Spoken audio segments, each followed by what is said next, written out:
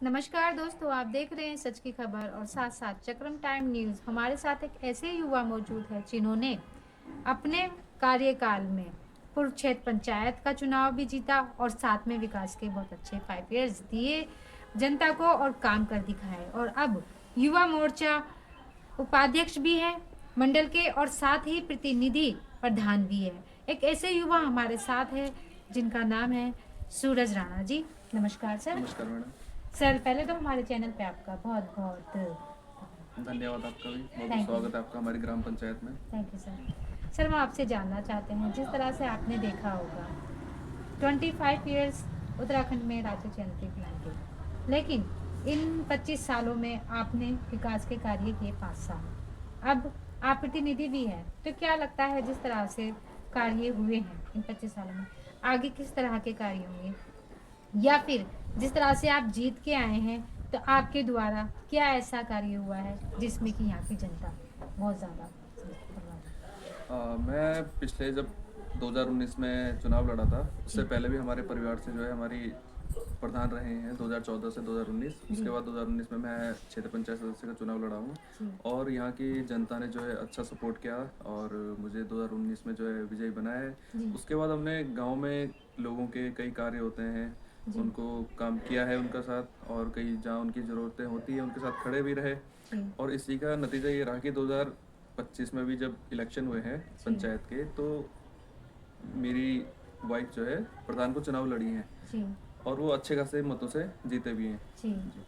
तो सर, हम आपसे जानना चाहेंगे, जिस तरह से ग्रामीण क्षेत्र है, ग्रामीण क्षेत्र में बहुत ज़्यादा समस्याएं होती है, कहीं सड़क की, कहीं पानी की, तो क्या समस्याएं हैं जिनको लेकर किरण जी आगे आ रहे हैं? देखो मैडम, यहाँ पे मेन मुद्दे ये रहते हैं कि सड़कें होती हैं या पेयजल की समस्याएं होती जी हैं, बिल्कुल। और बिजली की इतना अब समस्या रही नहीं है, वैसे बहुत जी कम होता है, लेकिन मेन मुद्दे हमारे में बिजली का तो खैर इतना नहीं है, पानी का होता है और सड़कों का ही होता है। ऐसे जी हमारे कुछ मतलब सोड़ा सरोली जो ग्राम पंचायत है उसमें एक मजरम आता है सिरवालगढ़, वहाँ पे भी अभी ज़रूरत है, सड़कों की ज़रूरत है। और सेमल वाला गांव हो गया, वहाँ पे भी सड़कों की ज़रूरत है। तो हमारे 5 साल जो है कोशिश रहेगी कि हम उन मुद्दों पे जो है काम करें और अच्छे काम करने के बाद दोबारा इलेक्शन में आए। सर, जिस तरह से देखा जा रहा है धरातल पे अभी कोई काम ऐसे हो नहीं रहे हैं, कहीं मैदान और पहाड़ को लेकर सिर्फ बातें होती हैं, मुद्दे होते हैं, लेकिन आप क्या कहना चाहेंगे, क्या विचार प्रकट करना चाहेंगे जिस तरह से पहाड़ों पे देखा जा रहा है, स्वास्थ्य को लेकर, शिक्षा को लेकर, प्लान को लेकर बहुत ज़्यादा दिक्कतें हैं, और यहाँ तक कि अब तो इतनी हद हो गई है कि वहाँ पर भालुओं का आक्रमण बहुत ज़्यादा हो चुका है। छोटी छोटी बच्चियाँ इस चीज़ों में ग्रस्त हो रही है कि कहीं ना कहीं आके बच्चों के साथ भालू ले जा रहा है, इधर उधर फिर रहे हैं, तो क्या कहना चाहेंगे? देखिए, भालू हो गया या आजकल बाघ, और इन दोनों का आतंक बिल्कुल। काफ़ी कुछ है। हमारे पड़ोस की ग्राम पंचायत है भोपाल पानी, जो पड़ती है काली मट्टी, वहाँ पर भी जो है एक आजकल कुछ दिन पहले जो है बाघ ने जो है एक गाय पे भी अटैक किया है और एक कुत्ते को भी मारा है। और उसके बाद जो है गवर्नमेंट खैर लगी तो है, अभी कुछ जगह जगह पिंजरे भी लगा रहे हैं, वन विभाग भी थोड़ा देख रेख कर ही रहा है इस चीज़ में।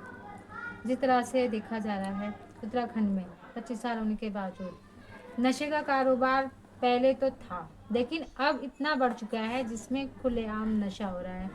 छोटे छोटे बच्चे स्मैक ले रहे हैं, कॉलेजों के बच्चे बाहर नशा कर रहे हैं। क्या कहना चाहेंगे आप, किस तरह से आप सरकार से अपील करेंगे या शासन प्रशासन को लेकर इसकी कड़ी सख्त के लिए कार्रवाई करें? हाँ, ये तो है। अब जो है जैसे जैसे समय बढ़ता जा रहा है तो नशे के जो है काफ़ी कुछ बहुत ज़्यादा मात्रा में आजकल के युवा जो है इसके ओर बढ़ रहे हैं।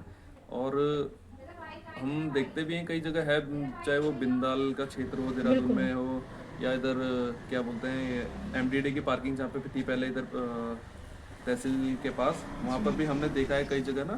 तो इस चीज़ के लिए तो थोड़ा गवर्नमेंट को भी थोड़ा सख्ताई करनी पड़ेगी। दिन पर दिन पकड़े भी जा रहे हैं लोग, लेकिन वो क्या होता है कि जल्दी छूट भी जाते हैं, तो ऐसे लोगों पे थोड़ा सख्त कार्रवाई भी करनी चाहिए। जिस तरह से देखा जा रहा है अपराध बहुत ज़्यादा बढ़ चुके हैं उत्तराखंड के अंदर। आपने देखा होगा अभी हाल ही में एक घटना हुई है, एक डॉक्टर ने नशे में एक व्यक्ति की जान ले ली। अगर इसी तरह से हाल रहा तो क्या घर वाले अपने बच्चों को, जितने भी पेशेंट होंगे, उन्हें डॉक्टर के पास किस तरह से भेजेंगे? आप क्या सरकार से अपील करेंगे कि इसकी किस तरह से देखभाल की जाएगी? मैं तो कहता हूँ ऐसे डॉक्टरों के खिलाफ जो है, एक तो इनका क्या बोलते हैं मर्डर का केस लगाना चाहिए, और दूसरी बात जहाँ ऐसे लोग रहते हैं या जहाँ काम करते हैं उनको जो है तुरंत सीज कर देना चाहिए ऐसी जगहों को, ताकि जो है दूसरी जगह पे भी लोगों को जो है थोड़ा जागरूकता हो और सतर्क रहें कि ऐसे लोगों को हम अपने स्टाफ में ना रखें जिससे किसी का ऐसा नुकसान हो जाए। बिल्कुल।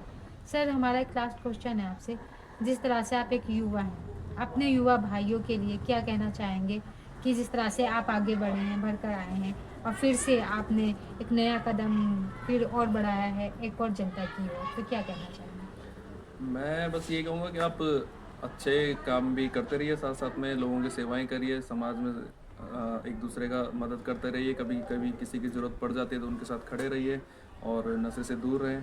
बिल्कुल। जिस तरह से नववर्ष है, लोहड़ी भी आ रही है, मकर संक्रांति भी आ रही है, गणतंत्र दिवस भी आ रहा है, तो आप किस तरह से सारी जनता को, देशवासियों को, प्रदेशवासियों को और अपने क्षेत्रवासियों को क्या संदेश देना चाहेंगे और किस तरह से शुभकामनाएं देना चाहेंगे? मैं सबसे पहले जो है आप सभी क्षेत्रवासियों को, प्रदेशवासियों को, देशवासियों को नववर्ष की भी बधाई और शुभकामनाएं देता हूँ। ये साल आपके लिए एक अच्छा रहे, आप हमेशा स्वस्थ रहें, खुश रहें और इसी के साथ आपके साथ मकर संक्रांति और क्या बोलते हैं, मकर संक्रांति और उसके गणतंत्र दिवस। गणतंत्र दिवस की आपको बहुत बहुत बधाई और शुभकामनाएं।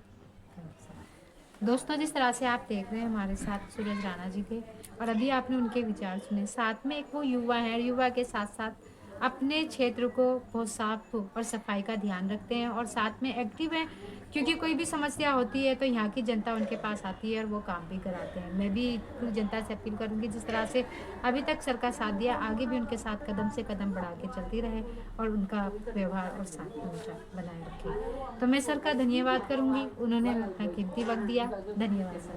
Thank you so much. नव वर्ष की बहुत बहुत आपको भी बहुत बहुत बधाई और शुभकामनाएं। थैंक